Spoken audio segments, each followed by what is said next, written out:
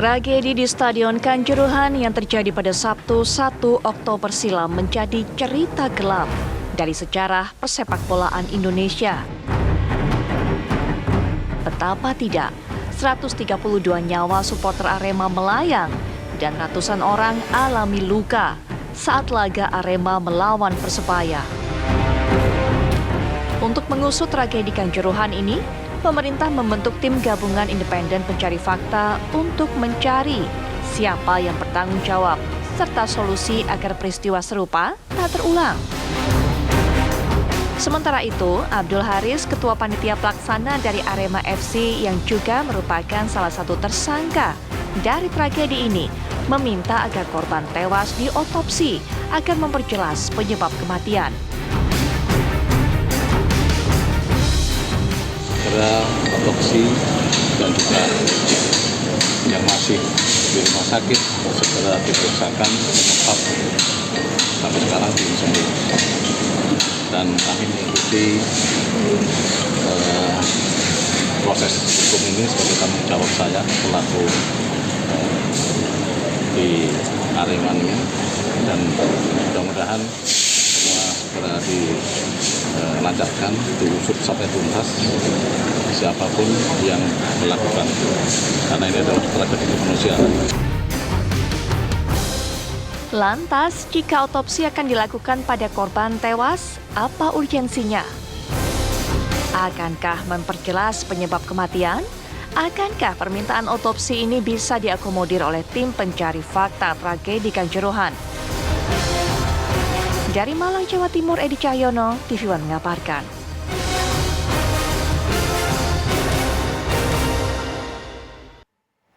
Diusut tuntas mengenai kasus ini, apa penyebabnya dan siapa saja yang harus bertanggung jawab terhadap tragedi kemanusiaan ini.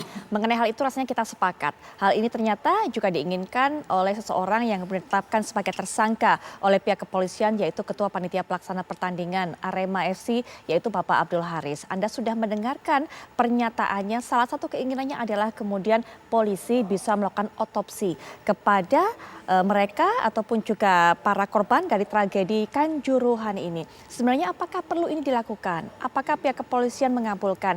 Hingga kita akan memulai berbincang-bincang mengenai hal ini, kami masih terus mencoba menghubungi Bapak Abdul Haris, tapi memang kabarnya beliau saat ini sedang ada acara doa bersama, masih juga doa bersama untuk para korban tragedi Kanjuruhan, sehingga tidak bisa diganggu waktunya untuk bisa memberikan keterangan kepada kami. Karena kami ingin sekali sebenarnya mendengarkan apa alasan kepastian dari Pak Abdul Haris meminta atau memohon polisi untuk bisa melakukan otopsi.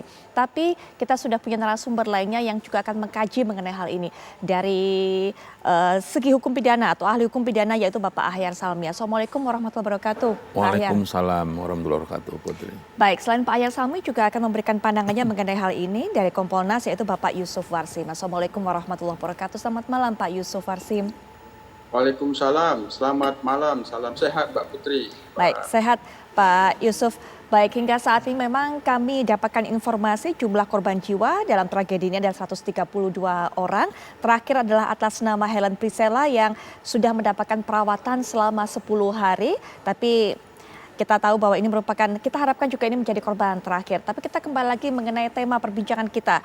Kita memang masih menunggu, saya ingin sekali mendengar Pak Abdul Haris dalam pernyataannya mengatakan ingin diotopsi untuk bisa diusut tuntas. Tapi apakah perlu Pak? Kalau dari segi hukum pidana, bagaimana Pak Ahyar melihatnya? Dari hukum pidana ini ada namanya delik atau tindak pidana, itu macam-macam jenisnya, Putri. Ada yang dengan sengaja, ada dengan lalai jenisnya. Ini kan kelalaian tidak dengan sengaja. Ada juga delik material, ada juga delik formil. Delik formil ini perbuatannya yang dilarang. Kalau delik material ini akibat yang dilarang. Ini meninggalnya orang adalah merupakan delik material. Matinya orang itu yang dilarang. Dengan cara apa dia mati itu persoalan lain, meninggalnya orang. Nah, dengan delik material ini ada yang kaitannya dengan ajaran kausalitas. Kausalitas behinsel. Untuk mencari penyebab terjadinya suatu akibat ini apa. Tujuannya nanti adalah untuk memintai pertanggungjawaban kepada orang yang menyebabkan akibat itu muncul. Jadi disitulah korelasinya. Dalam hal ini, apakah meninggalnya orang ini, saudara-saudara kita ini, karena kelalaian ini kan 359 yang dipakai, 39. Siapakah yang lalai? Apakah yang menyebabkan meninggalnya? Apakah karena kelalaian? Bisa juga mungkin dilihat nanti karena secara otopsi itu akan ketahuan itu penyebab meninggalnya nih apa. Apakah karena dia sakit atau karena kelalaian tadi? Sakit misalnya apakah karena ada serangan jantung gitu. Ya. Ketika kejadian crowded itu yang kerumunan sedemikian rupa, apakah dia meninggal karena serangan jantung? Nah kalau dia meninggal karena serangan jantung tentu tidak pada tempatnya memintai pertanggungjawaban kepada orang yang pada umumnya karena itu karena sakit kan. Beda kalau ini bukan karena serangan jantung tentu akibat yang lain yang bisa. Jadi ini menurut saya ini sangat kalau dimungkinkan hal itu ini sangat lebih bagus lah. Lebih bagus. Lebih bagus. Apakah tidak cukup Pak dengan hasil visum kemarin atau keterangan dokter yang memang sudah menjelaskan bahwa yang ini kemudian meninggal dunia karena sesak atau apa segala macam dari luka-luka tubuh, apakah tidak cukup dengan hal itu? Iya, tentu kan yang lebih akuratnya lagi tentu kalau diadakan otopsinya itu sendiri kan. Apakah karena apa persoalannya ini? Kan di dalam itu mungkin masih saya tidak tahu ya. Mudah-mudahan ada teman-teman dokter forensik yang akan diundang menjelaskan di situ. Tentu akan berbeda. Kalau yang visum kita ini boleh dikatakan ini mohon izin kalau saya salah ini nanti kan pemeriksaan luar di sini. Sementara otopsi ini kan pemeriksaan dalam. Nah ini dulu saya pernah juga jadi Majelis Kehormatan Disiplin Kedokteran Indonesia mengurusin juga persoalan-persoalan yang bagaimana sih dokter itu berpraktek. Tentu saya tidak mengetahui terlebih jauh. Nah, makanya saya mohon izin tadi ada pemeriksaan luar, ada pemeriksaan dalam. Baik. Tentu akan lebih akurat kalau ada pemeriksaan luar dan pemeriksaan dalam. Apakah pemeriksaan luar ini akan sama dengan yang di dalam? Kan bisa sama, bisa juga kemungkinan dia ada berbeda. Untuk lebih akuratnya menurut saya, karena cari tadi kenapa orang ini meninggal. Ya, tapi seseorang yang ditetapkan sebagai tersangka punya hak Pak untuk meminta hal-hal seperti ini? Ini sesuatu yang baru nih Putri. Biasanya yang meminta otopsi itu adalah pihak penyidik kita. Atau mungkin korban? Juga Kenapa? Atau mungkin keluarga korban Atau juga keluarga sering. korban juga bisa. Nanti kan ini kan harus ada juga persetujuan kan. Apakah mungkin disetujui nggak untuk diotopsi itu nanti? Baik. Pengalian itu kan ada syarat-syarat juga sudah dikubur kan harus ada izin-izin yang khusus juga Betul sekali. dari pihak penegak hukum dalam hal ini penyidik kan. Betul. Apakah ini akan disetujui oleh penyidik? Ini hal yang baru. Sepengetahuan saya baru kali ini saya mendengar ada pihak TSK ini yang meminta diotopsi. Selama ini sebaliknya nih.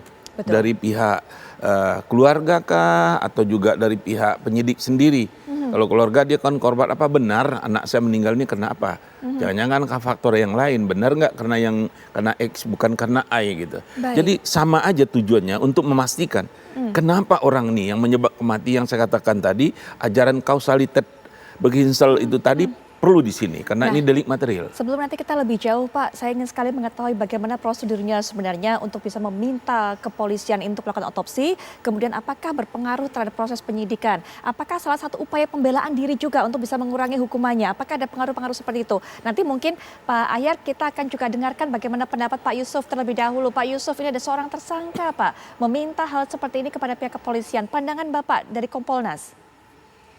Baik, terima kasih Mbak Putri, terima kasih Pak Ahyar. Dari cukup jelas sebenarnya penjelasan Pak Ahyar sebagai pakar hukum pidana. Namun kami dari Kompolnas dalam hal ini sebagai pengawas fungsional Polri dari sejak awal di dalam pengusutan kasus ini yang menimbulkan korban ratusan itu, terus kami komunikasi kepada Polri, kepada penyidik. Kami sampai hari ini masih ada di Surabaya melakukan koordinasi dan komunikasi pemantauan langsung agar penyidikan ini dilakukan secara komprehensif. Nah, tentu baik dari aspek formil maupun material terkait dengan pemenuhan unsur yang dimaksud kesalahan, kealpaan di 359 maupun 360 tentu itu harus benar-benar komprehensif. Nah, namun kan sekarang ini posisinya dari gelar perkara sudah ada penetapan tersangka, 6 tersangka ini. Nah, terkait dengan yang disampaikan oleh salah satu tersangka untuk dilakukan otopsi, kami juga melihat bahwa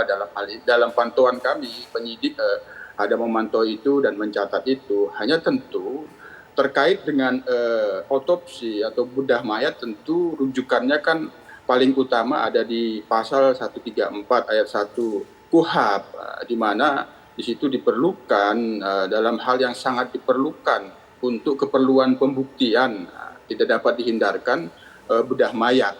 Namun kan dalam hal ini penyidik wajib memberitahukan terlebih dahulu kepada keluarga korban.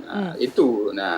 Katakanlah penyidik mempertimbangkan permintaan ini untuk dilakukan autopsi bedah mayat, tapi kan harus mendapatkan persetujuan dari pihak korban. Tentu kalau dari pihak korban tidak menginginkan, tentu penyidik juga tidak bisa masalah. Namun sekali lagi kami melihat tentu ini ada pada kewenangan penyidik. Kami terus memantau.